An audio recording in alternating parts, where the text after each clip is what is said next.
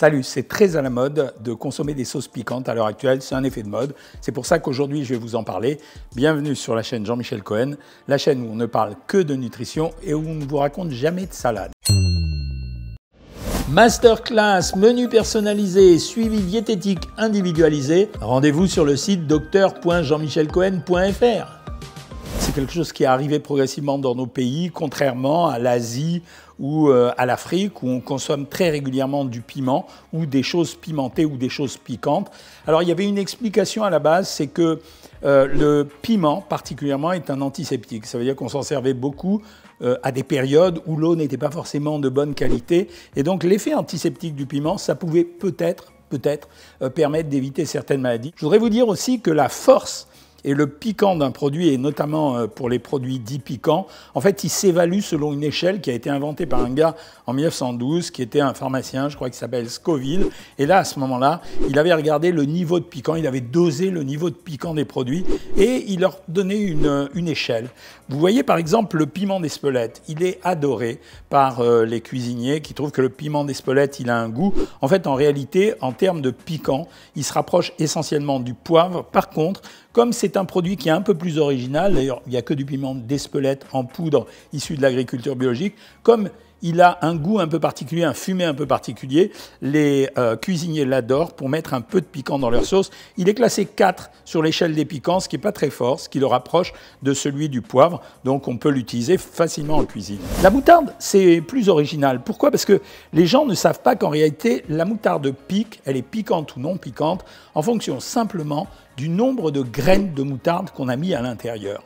Et elle devient encore plus piquante quand les graines de moutarde sont broyées.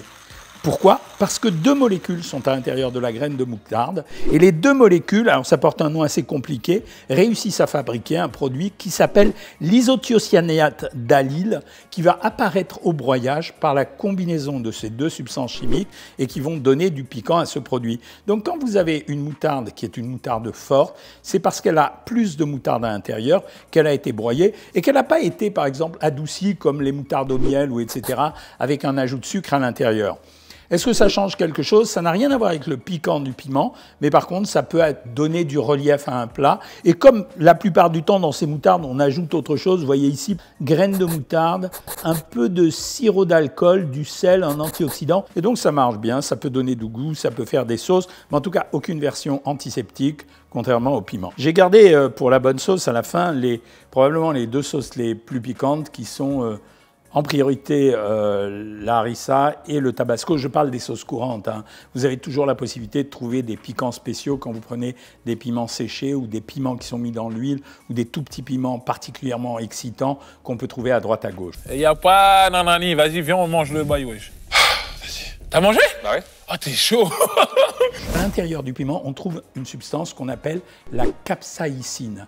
Et la capsaïcine, c'est la substance qui donne du piment et qui flatte nos récepteurs, mais qui les irrite et qui les inflamme tellement on trouve que c'est piquant. Il y a des gens qui ne ressentent plus du tout le goût du piment. C'est-à-dire que vous voyez toujours autour de nous des gens qui mangent du piquant et du piment, vraiment, ça leur fait ni chaud ni froid. C'est parce qu'à l'intérieur de notre bouche, on a un récepteur qui s'appelle le TPRV1. Et ce TPRV1, plus vous allez manger de piquant, plus il va se saturer et moins il sera incommodé par le piquant du piment. C'est pour ça qu'il y a des gens qui aiment le piment et qui en mangent beaucoup alors que nous, ça peut nous arracher la gueule. C'est simplement parce que leur perception du côté piquant du piment, ils l'ont plus comme nous, mais par contre, ils perçoivent les saveurs et les flaveurs du piment. Et donc, pour eux, c'est très agréable. Pour vous donner une idée, par exemple, la piperine qui nous sert, la piperine, alors je m'explique, la piperine, c'est une sorte de poivre, c'est un poivre de référence qui sert à mesurer le piquant. Pour les récepteurs TPRV1, on dit que la piperine, elle est pour 100 000. Et vous savez combien elle est, la capsaïcine? 16 milliards. Pour vous donner le niveau de piquant de la capsaïcine. Donc, c'est très important. Alors, on trouve maintenant de plus en plus de sauces piquantes. Alors, par exemple, j'ai pris celle-là. La sauce Zajaja, sa composition, c'est de l'eau, du vinaigre, des épices, dont du piment 1,5%, du citron et du coulis de tomate.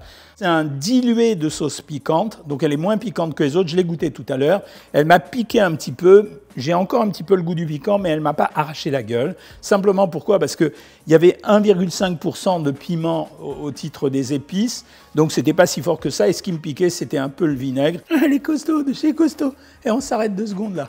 Et puis ce que j'ai retrouvé un petit peu, peut-être le goût acide du citron. Donc c'est une sauce piquante, mais je dirais modérée. C'est pour ça que dans les sauces piquantes, vous trouverez tout. Du plus piquant au moins piquant. Alors elle s'appelle Sriracha Hot Chili, il n'y a pas de hot chili dedans. Hein. C'était du piment mariné 27%. Vous voyez la différence par rapport à l'autre, vous avez 27% de piment et l'autre il y avait 1,5% de piment. Il y avait du vinaigre, il y avait du piment séché, donc elle était beaucoup plus puissante, du sel, donc c'était une sauce assez puissante. Je vais la goûter devant vous. Non, je vais la goûter comme ça.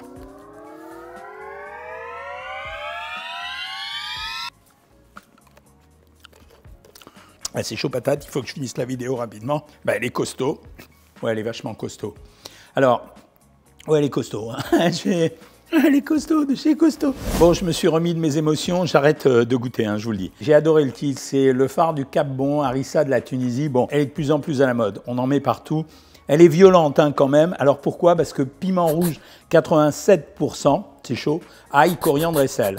Alors je mets un bémol quand même, parce que la harissa, elle n'aura jamais le même goût, puisque je viens de vous expliquer que chaque piment va avoir un indice de puissance qui va être différent. Mais quand même, quand vous mettez du piment rouge, qui est quand même piquant, 87%, vous êtes à peu près sûr que c'est costaud. C'est un bon produit, il faut en mettre un peu, ça ne va pas avec tous les plats. Je ne la goûte pas aujourd'hui. Alors la sauce tabasco, j'ai voulu regarder. Bon, c'est une sauce qu'on utilise en mettant quelques gouttes dans les mayonnaises, dans les cocktails, etc.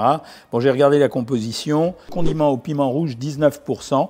Donc en fait, 19%, c'est beaucoup moins que la harissa et c'est moins que la sauce qui m'a arraché la gueule, sriracha. Donc elle est piquante, mais pas trop piquante. Mais encore une fois, ça dépend vraiment de la nature du piment. Est-ce que ça a de l'intérêt de prendre ces sauces? Non, le caractère antiseptique, il ne fonctionne pas, surtout dans nos pays occidentaux, donc ça ne sert à rien. Ça donne du goût aux aliments, ça renforce le goût des aliments. Est-ce que c'est dangereux d'en prendre? Oui, quand même un petit peu pour les gens qui ont des problèmes de gastrite, d'ulcère à l'estomac, de brûlure d'œsophage ou des problèmes de dentition ou de bouche à l'intérieur, ça sera quand même irritant. Et oui, ça peut être gênant pour les gens qui ont un côlon irritable. Quoi qu'il en soit, ça fait partie des fantaisies de la nourriture. Donc moi, ce n'est pas un produit que je refuse. Je me suis amusé à voir la moutarde parce que vous avez vu le niveau de piquant. On commence avec le poivre qui est quasiment l'équivalent du piment d'Espelette, mais on continue avec la moutarde avec différents degrés. On a différents degrés de sauce et même il y a des grands amateurs de piment séché dans l'huile où là c'est vraiment pour s'arracher la gueule. Mais je vous le répète, ne croyez pas qu'ils soient plus forts que nous parce qu'ils râlent pas quand ils avalent. C'est parce qu'ils ont saturé leur récepteur STRV1 et donc bon, ils n'ont qu'un mérite franchement. Voilà ce que j'allais à vous dire. C'était plutôt plus original que d'habitude, mais ça me fait plaisir de découvrir des produits comme ça avec vous. Si vous avez aimé, vous likez, vous partagez, vous vous abonnez, vous me faites des commentaires, vous me donnez des idées de vidéos. Et moi, je vous dis à bientôt les amis.